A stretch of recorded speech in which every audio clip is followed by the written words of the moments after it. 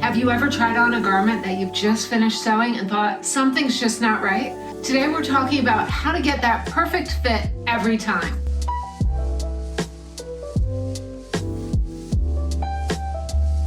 It's not just about looking good, it's about feeling good in what you're making. And let's be honest, having a garment that fits you well is going to make you want to wear it over and over again. Today we're talking about all you need to know to create a perfectly fitted garment. Hello and welcome back to Sew Pomona. I'm Rebecca and I'm so glad you're here.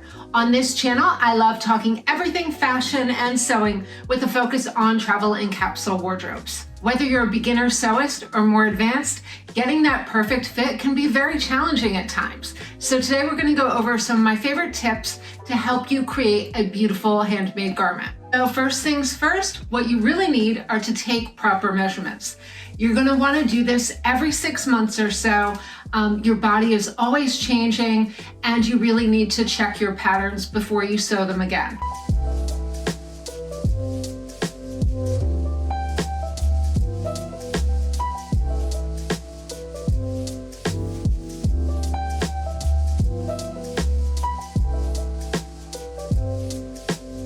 Now, I like to check my measurements at the very least every 6 months, or if I notice a fluctuation in my weight or a body change.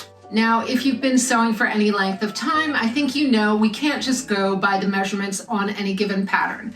There's going to be a lot of difference in different pattern companies and how they fit your body. It's all based off of what block they're using. This is why it can be really useful to use the same company over and over again once you know how they fit.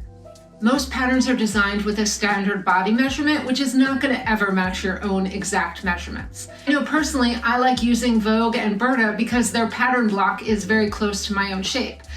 But this will be individual to your own body shape. This is why it's so important to have accurate measurements and to check those pattern measurements. Now, what you're really going to want to check are what the finished garment measurements are so that you can adjust based on that.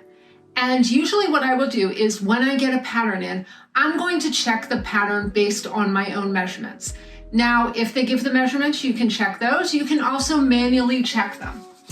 If the pattern does not have the actual measurements on it, you can just measure yourself and then measure the pattern to see how much ease is built into that.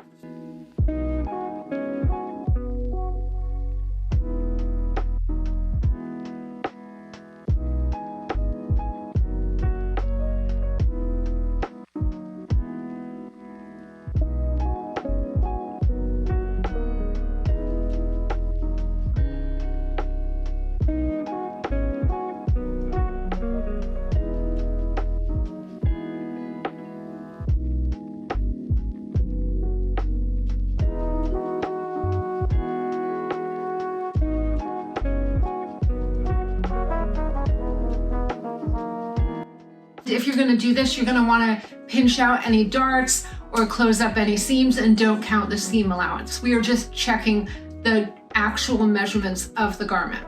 There are always some basic adjustments you may have to do to a pattern, and usually these are the same each time. You may need to do a full or a small bust adjustment based on the cup size of the pattern. You may need to lengthen or shorten your patterns. I know I tend to have to lengthen in the waist. And you may need to adjust the back as well. I know my common measurement is that I have to narrow the back because my back measurement is smaller than most patterns. I'm going to list in the description some great books to help you get started on your own fitting journey, and they will all be listed below. Having a great fit book can really help you to figure out what adjustments you're going to need to make. And remember, it's all about making the pattern fit you, not the other way around. We don't have to squeeze ourselves into the patterns. With a few adjustments, you can get anything you like to fit you. So just like when you go into a store and you try on an outfit, that outfit may not fit you. The same can be said of sewing patterns. They are all based off of a basic block or sloper that may or may not match your measurements. So my secret weapon when I am sewing is to make a muslin or a test garment. I tend to make toiles for most of my more involved makes, or if I am self-drafting a pattern. I thought I would show you some of my muslins from past makes that I've made and show you how I go about doing this. So I usually will make it out of a less expensive muslin fabric, or you can make it out of a fashion fabric that's in your stash that you're not wanting to use. The other option is to make a wearable muslin. I will do this out of a fabric I like that is not super expensive to try out the pattern first before I commit to it. If I'm making a muslin out of actual muslin, I draw and write on it. Now you can see I often will put stitch lines down center back. I will put gathers in if it requires gathers. I will mark, let me show you this. I will mark where buttonholes would go. I will put in the darts. I will put in any darts, and then I will mark with usually just a stitch. I will mark where the waistline is so that I can see it as I try on the garment. This way I have all the information I need when I try this on to see what needs to be adjusted. Another thing I will often do is I will leave the seam allowance on. Let me show you that. I will leave the seam allowance on and then mark it with stitching or with a drawn on line so that I can see where my stitch line is. And then I will put all the details that I need on my muslin, and then I can cut it up, I can slash it, I can spread it, I can work on and see what actually needs fixing. And you'll know pretty quickly if you need to go up or down a size. Here is a princess seam blouse with a peplum. And you can see I used a stitching line to mark center front and the bust point so that when I tried it on, I could see how the fit was going. Now, I know this step might seem tedious, making a toile and spending time doing this, but it's really gonna make a dramatic difference in your sewing projects. It's really gonna save you a lot of frustration in the long run. You'll be able to see where adjustments are needed and tweak the fit as you make your garments. So with that, you can also make your own slopers. So a sloper is a close fitting or exactly fitting bodice or skirt of any kind that you're going to make, and you're going to draft it out. And there are many classes you can take on learning to make your own sloper. One of the reasons I love to have these is because then I can compare my patterns off my sloper and then fit from there. Now, another way you can go about this is if you have a pattern that you know fits you really well, you can use that in the same way you would use a sloper. So I have back and front bodice slopers, of my skirt sloper, which I would suggest if you wanted to learn how to do this and start out simplest. Doing a skirt sloper is very easy. It only uses a few measurements, and this is a great way to learn how to do this process. Doing the bodice is much more complicated, as is the pant, but if you like doing this, it's so much fun. I have knit slopers that have negative ease, so I've taken out some length or width. I've taken out some width in my patterns so that I can use these on knit fabric. I have sleeve slopers, which are really useful in checking fit on sleeves because I usually, at 5'7", I often have to lengthen my sleeves. And then I also have a variety of sleeves. So I have drafted up different versions of sleeves that have different widths. I have a tailored sleeve, I have a bias sleeve, and these are just some of the pieces I can use to check the fit on patterns. And then, of course, I have my pant sloper, which if you've watched the channel for a while, you know I love drafting up my own pants.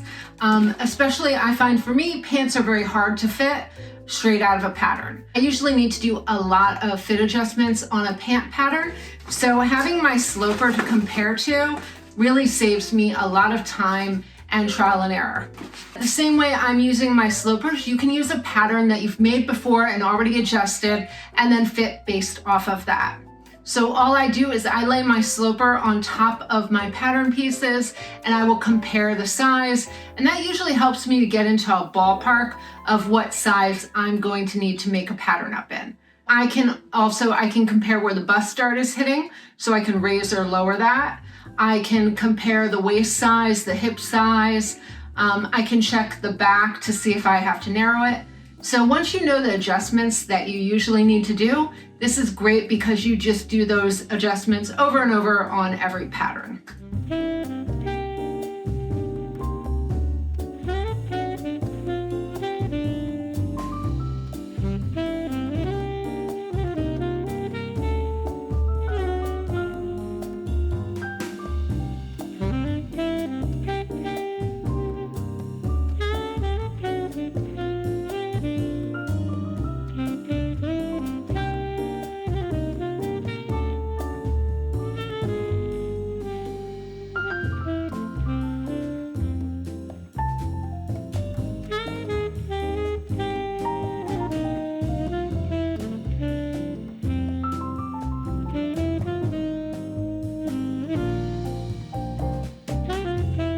Another tip, fit as you sew. So one thing I will often do with a new pattern is just sew it up by basting it. Baste the seams in, see how everything's fitting, and you can do this in a muslin or a less expensive fabric, and you can just fit as you go. This way you can make small adjustments as you go and maybe get a pattern to be close to perfect fitting so that it's wearable. I did want to show you a jacket that I'm working on right now. This is a Burda pattern. It is a Blazer 127. And I cut out all the pieces, and usually they fit me really well, so I don't usually need a lot of measurements. But I did originally, I made a sleeve and I tried it on, and I could tell just by looking at it, once I put it on, that is way too short. So I could see by just putting on that sleeve that it was going to be too short. And I noticed there was a lot of ease in that gathered head. I'm going to show you that. Let me take it off so you can see it. So you can see I've had to gather that all to fit it in. And I was like, I don't really love how that looks. So what I did was I compared it to my sleeve sloper, and I altered the sleeve head by taking in a dart on the sleeve head to make it narrower. And then I compared the length of the arm to the length of my sleeve to my sleeve sloper, but you could also physically just measure that. And I knew I needed to add 1.5 inches to this. So this jacket isn't finished, but you can see that it's now a nice smooth, it now has a nice smooth sleeve head. It's just set in there very nicely. And I did lengthen that sleeve so that it is the correct length for me. And you'll probably see this in my September and October makes video once it's finished. I still am working on the lining. And then here's another shirt that I drafted this off of my sloper. So I did all the fit adjustments I needed. This one is on my blog if you want to learn more about it, but it has an elbow dart built into it. I've lengthened the sleeve based off my sloper. I have my darts where I like to position them, but they're French darts. I have fisheye darts in the back. So that's a dart that's open on top and bottom. And because I used my sloper, I can get a nice narrow back that fits me perfectly. Oh, and before I forget, let me tell you what I'm wearing today. Now, I had an interview today. I'm really happy I had 2 interviews this week. So this is what I wore for my interview today.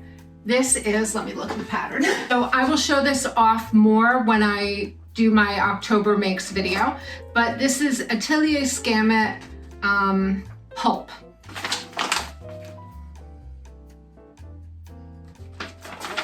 Now, this is something I needed to do an adjustment on. I made this in what should have been my size, but once I tried it on, I was fitting it as I made it, and when I tried it on, it was way too wide in center front. And so I did alter the pattern. I just serged it closed because I had to do a lot of fit adjustments. But this was my wearable muslin, and I love how it looks. Now, I didn't make the bodysuit. I tried on the bodysuit. I didn't love how it looked. I'm just not a bodysuit wearer. So I cut it off, and now it just has a knit band hem. Let me move forward so you can see that. Oop. So it has a knit band hem, which I find easy because I'm gonna wear this tucked in all the time. This is that style of shirt, but I've got the perfect sleeve length because I could check that as I was fitting. I could check the fit and still have a perfectly beautiful top that I fit as I go.